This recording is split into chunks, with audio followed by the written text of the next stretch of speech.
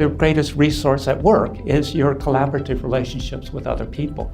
People need to know what is the impact of their behavior on other people.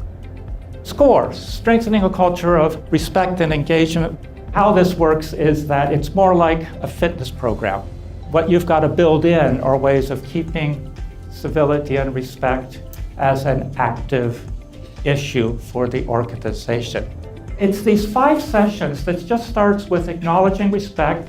The big part of this is laying out ground rules in the first session. Here's what we're doing, here's how we interact in the meetings, here's how we interact outside of meetings. Promoting respect, what we want to do is increase that proportion of positive to negative. And then we work on how do you respond to disrespect when it happens, and then elaborate on that in the next session. What if it just continues? And then the last one is how do you sustain these gains? We want to sustain these gains by monitoring what's happening, training people, developing policies that really say that this is the kind of culture and organization that we're going forward with.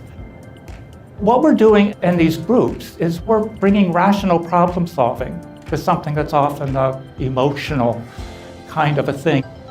The trajectory of what we're doing is starting with the fast, slowing it down, getting some insight, bringing in new behaviors, practicing new behaviors, and then getting it going fast again, because that's the only way you get the job done. You can't spend all day having deep reflections on every social encounter you have at work, or not much is going to get done.